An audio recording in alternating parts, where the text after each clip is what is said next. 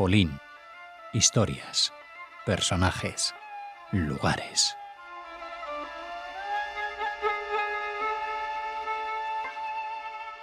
Saludamos a Elżbieta Borkiewicz en su programa. Buenos días, buenas tardes y buenas noches. Hola, querida. Hoy nos hablas de un personaje muy importante, un premio Nobel polaco, judío, que quizá muchos de nuestros oyentes no conozcan todo lo que se merece. Sí, sin embargo, es un personaje muy conocido en el mundo, sobre todo en el mundo económico, y también porque uno de sus hijos, Michael Hurwicz, ha creado una especie de página dedicada a su padre y a la historia de la familia. Así que si quieren profundizar un poco en este tema, es una página en inglés. Les pondremos el enlace, si te parece Sí, bien. yo luego te digo las coordenadas. Es Leonid Hurwicz, simplemente ORG, ¿no? Y Muy es bien. ahí. Pero bueno, a mí me interesó este personaje porque había nacido en Polonia. Bueno, no en Polonia, nació en Moscú. Es muy curioso. Nació el 21 de agosto del año 1917 en Moscú, porque sus padres, el padre se llama Adek o Adolf Braham Hurwicz y la madre se llama Bazina Salamón, se refugiaron en Moscú para escapar de la Primera Guerra Mundial. Bueno, fíjate, en el año 1917.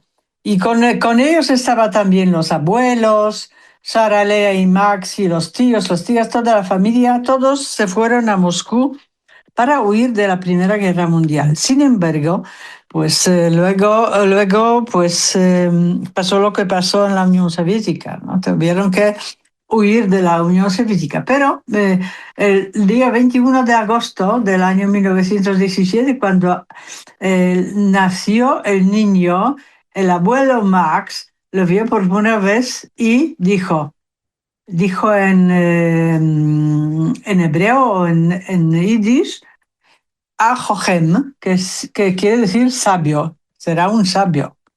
No sé si tenía intuición o por el aspecto físico le pareció, pero sí se cumplió lo que había dicho el abuelo aquel día del año 1917, ¿no? Luego se tuvieron que trasladar a Varsovia, escapando de la Revolución de Octubre. Y así, bueno, de todas formas, era una familia que más de una vez tuvo que trasladarse de un sitio para otro, pero es muy curioso y felizmente toda la familia más cercana de Leonid logró sobrevivir al Holocausto, por ejemplo.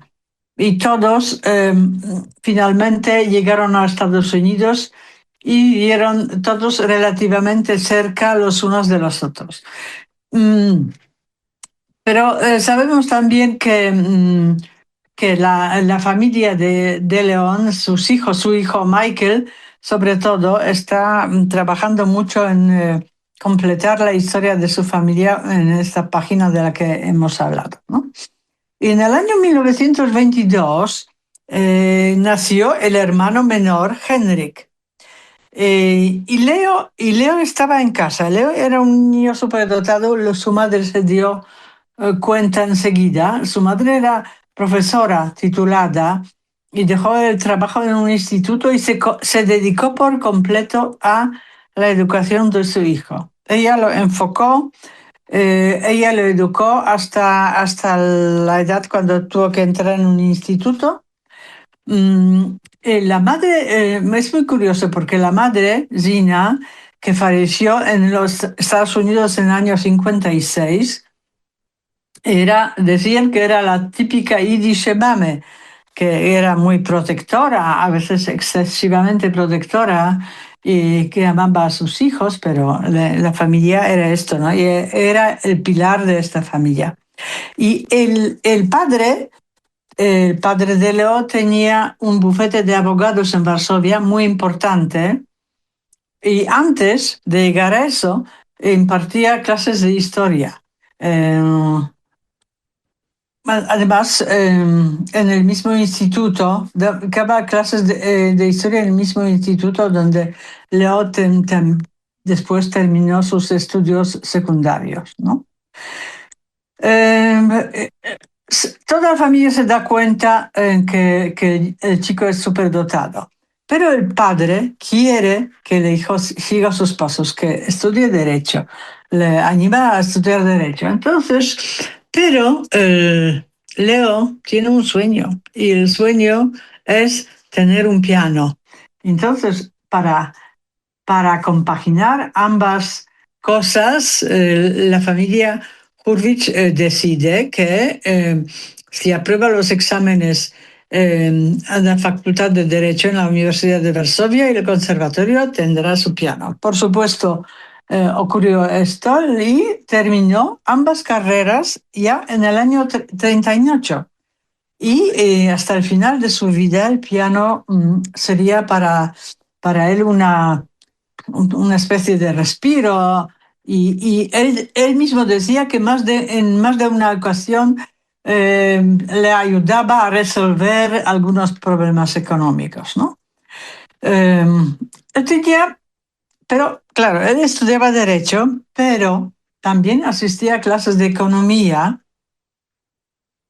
Y él dijo que realmente no lo que había oído en las clases de economía, sino lo que había vivido, influyó en la elección de su futuro camino de la vida. O sea, él vivió en el año, cuando tenía 12 años, la Gran Depresión en Europa, ¿no? Y era un chico muy observador y le interesó este fenómeno. Y en el año 38, cuando él terminó la carrera y el antisemitismo iba en aumento en Polonia, había segregación en las aulas, había peleas, ¿no? No dejaban entrar a los judíos en las universidades. Entonces el padre convenció a su hijo que se fuera a Londres, a la London School of Economics.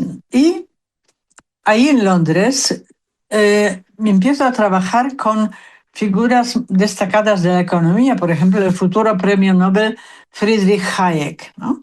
Cuando estalló la Segunda Guerra Mundial, los británicos le negaron a prorrogar el visado, ¿no?, a Leonid. Entonces, él escribió a su familia en Polonia para decirles que iba a volver, pero por suerte ellos dijeron que no, que en absoluto, que tenía que seguir en el occidente.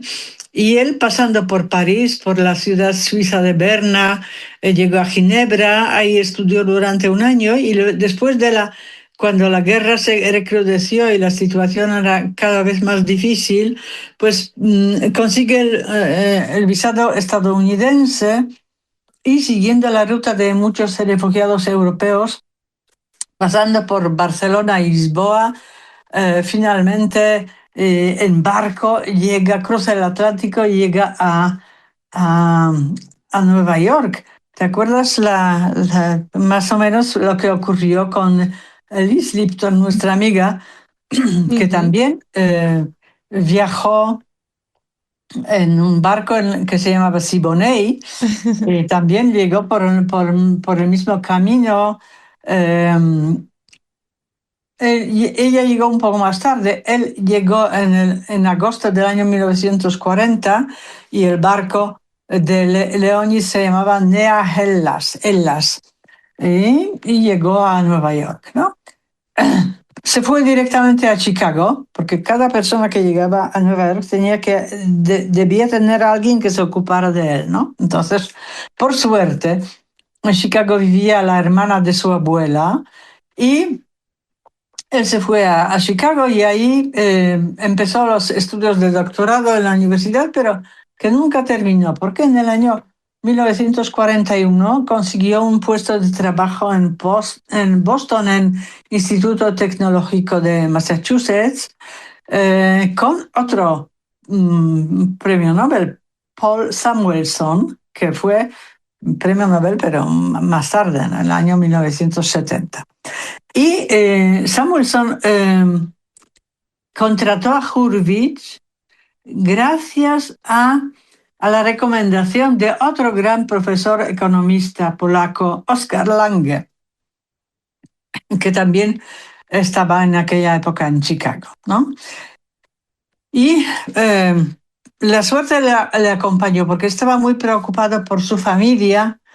No sabía qué pasó con ellos, era el año 42, 40 pues él no sabía si habían sobrevivido, pero recibió una carta desde el lejano Georgia y Uzbekistán, y ahí estaban todos ellos y seguían con vida. En el año 42 empieza a investigar en el Instituto de Meteorología en Chicago.